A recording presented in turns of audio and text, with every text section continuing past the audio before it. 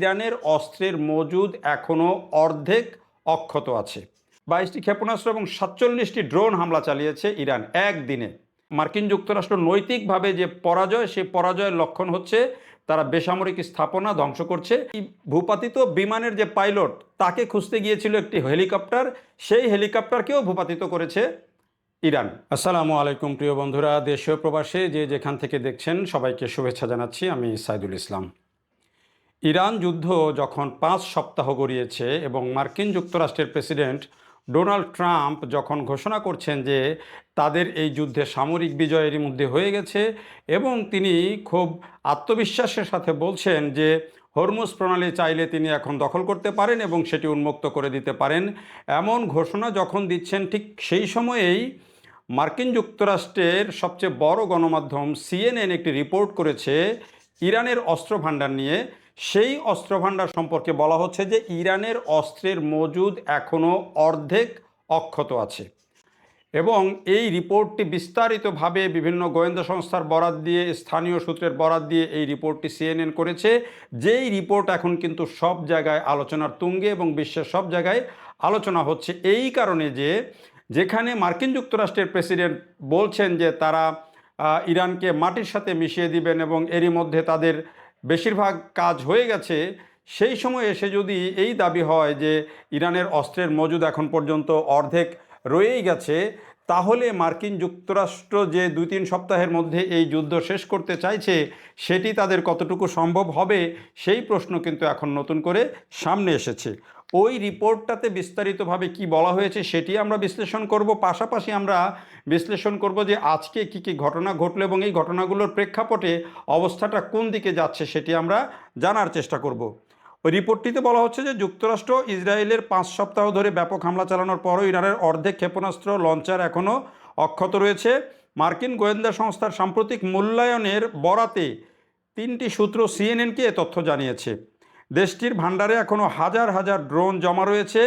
Iran সম্পর্কে একটি সূত্র বলছে এখনও পুরো অঞ্চলে ভয়াবহ ধ্বংসযজ্ঞ চালানোর সক্ষমতা রয়েছে তাদের। মার্কিন গোয়েন্দা প্রতিবেদনে এমন কিছু লঞ্চারের কথা বলা হয়েছে যেগুলোর হামলার কারণে হয়তো মাটির নিচে চাপা পড়ে আছে, তবে পুরোপুরি ধ্বংস হয়নি, ফলে এগুলো আপাতত ব্যবহার অনুপযোগী হলেও সচল রয়েছে। অর্থাৎ যেই বিভিন্ন গণমাধ্যমে যে এতদিন পর্যন্ত বিভিন্ন রিপোর্ট হয়েছে যে ইরান আসলে তাদের যেই ক্ষেপণাস্ত্রের ভাণ্ডার, তাদের যে ড্রোনের ভাণ্ডার, সেগুলো তারা আসলে আন্ডারগ্রাউন্ডে নিয়ে চলে গেছে, পাহাড়ের তলদেশে নিয়ে চলে গেছে, সেই তথ্যটাই কিন্তু এই সিএনএনের এই রিপোর্টটাতে পরিপূর্ণভাবে তুলে ধরেছে। যদিও প্রেসিডেন্ট ডোনাল্ড ট্রাম্প ও তার প্রশাসন কর্মকর্তারা জনসম্মুখে পূর্ণ সামরিক বিজয়ের দাবি করছেন, তবে গোয়েন্দা তথ্য বলছে ভিন্ন কথা। এই তথ্য ইরানের টিকে থাকা সামরিক শক্তি সম্পর্কে আরও স্পষ্ট এবং ভিন্ন এক চিত্র তুলে ধরে। রিপোর্টটি অনেক বড়, সেই রিপোর্টটি সম্পর্কে আমি বিস্তারিত বললাম না। এই রিপোর্টে বলা হচ্ছে যে যদিও নৌবাহিনীর একটা বড় অংশ বলছে যে মার্কিন যুক্তরাষ্ট্র দাবি করেছে যে তারা ধ্বংস করেছে, শেষ করে দিয়েছে, কিন্তু আইআরজিসির যে নৌবাহিনীর যে অংশ, নৌ কমান্ডো, সেই নৌ কমান্ডো কিন্তু এখনও পর্যন্ত অক্ষত আছে, যেটি রিপোর্টে বলা হয়েছে। নৌবাহিনীর অনেক জাহাজ, বোট, সেগুলো ধ্বংস করা হয়েছে, কিন্তু একটা বড় অংশ রয়ে গেছে, সেটিও এই রিপোর্টে দাবি করা হয়েছে। এইভাবে বিস্তারিতভাবে তথ্য দেওয়া হয়েছে। যদিও মার্কিন যুক্তরাষ্ট্র বলছে যে তারা 12,000-এরও বেশি লক্ষ্যবস্তুতে এখন পর্যন্ত হামলা করেছে, তারা 31,000 ঘরবাড়ি ধ্বংস করেছে বা নষ্ট করেছে, বিশ্ববিদ্যালয় নষ্ট করেছে, গবেষণাগার নষ্ট করেছে। আমি যখন যেদিন এই ভিডিও করছি সেদিনও কিন্তু একটি বিশ্ববিদ্যালয়ে হামলা করা হয়েছে। তাদের যে পুরাতাত্ত্বিক যে নিদর্শনগুলো ছিল সেগুলোর উপরে হামলা করেছে মার্কিন যুক্তরাষ্ট্র। এখন সবশেষ যেটি দেখা যাচ্ছে যে ডোনাল্ড ট্রাম্প একটি হুমকি দিয়েছিলেন যে যদি তারা চুক্তি না করে তাহলে তাদের যে সবচেয়ে বড় ব্রিজ, সেই ব্রিজের উপরে হামলা করা হবে, এবং সেই হামলাটি করা হয়েছে। সেই ছবি শেয়ার করেছেন মার্কিন প্রেসিডেন্ট ডোনাল্ড ট্রাম্প এবং বলেছেন যে তাদের বড় ব্রিজ আমরা ধ্বংস করে দিয়েছি, এটি বলেছেন। এবং তিনি বলেছেন যদি তারপরেও না মানে তাহলে আরও অনেক কিছু আমরা ধ্বংস করে দিব। এই ছবি শেয়ারের পর ইরানের পররাষ্ট্রমন্ত্রী আব্বাস আরাগচি তিনিও এই ব্রিজের ছবি শেয়ার করে একটি মন্তব্য করেছেন, বলেছেন যে এটি হচ্ছে এই যে বেসামরিক স্থাপনা ধ্বংস করে দেয়া, এটির মূল ইয়ে হচ্ছে যে তিনি বলছেন যে মার্কিন যুক্তরাষ্ট্র নৈতিকভাবে যে পরাজয়, সেই পরাজয়ের লক্ষণ হচ্ছে তারা বেসামরিক স্থাপনা ধ্বংস করছে। এটি হচ্ছে তাদের নৈতিক পরাজয়ের লক্ষণ।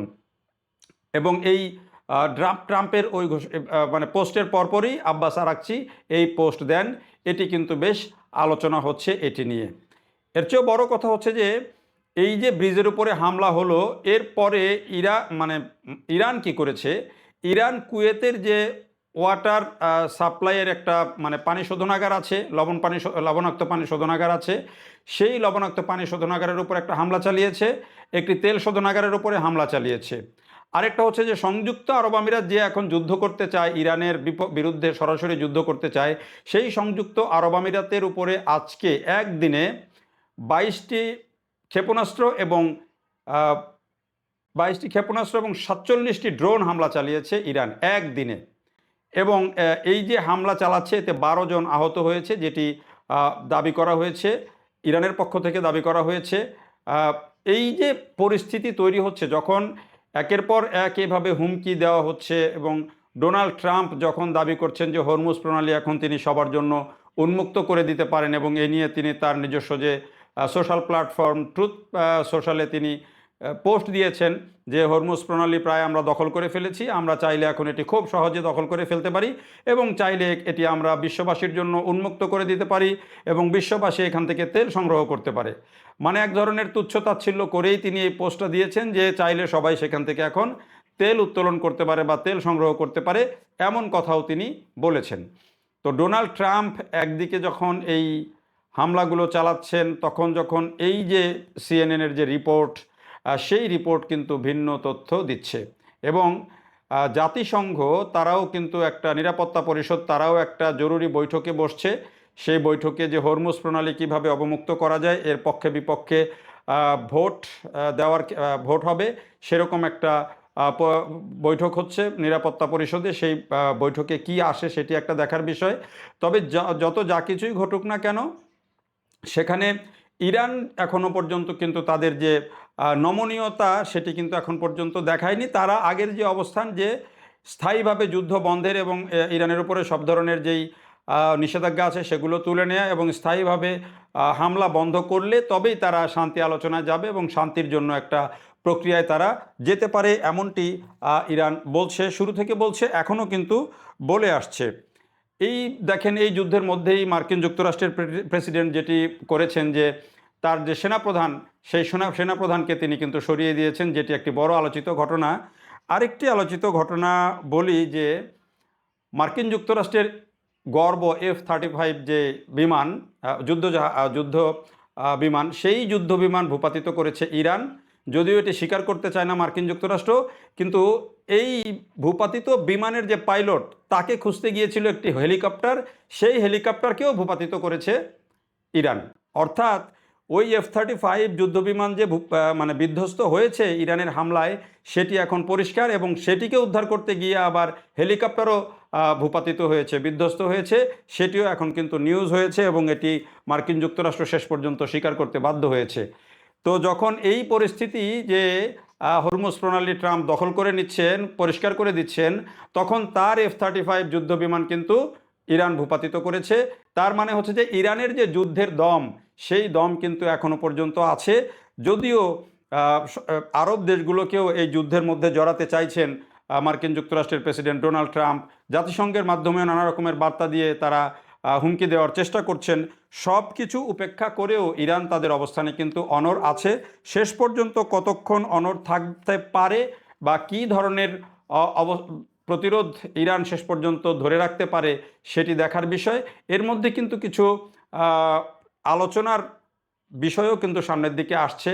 ইরানের একজন বিশেষজ্ঞ প্রফেসর, তিনি একটি শান্তির একটি প্রস্তাব দিয়েছেন যে ইরান এখন নিজেদেরকে বিজয়ী ঘোষণা করে এই যুদ্ধ শেষ করতে পারে কিছু শর্ত দিয়ে, যেগুলো 2015 সালের যে চুক্তি, সেই চুক্তির মতো করে আরও কিছু শর্ত দিয়ে চাইলে ইরান এই যুদ্ধ থেকে নিজেদেরকে বিজয়ী ঘোষণা করে সরে আসতে পারে, এমন একটা কথা তিনি বলেছেন। বিষয়টা নিয়ে আমি পরবর্তীতে একটা বিস্তারিত ভিডিও বানাবো, আশা করছি। দেখার জন্য সবাইকে অনেক ধন্যবাদ।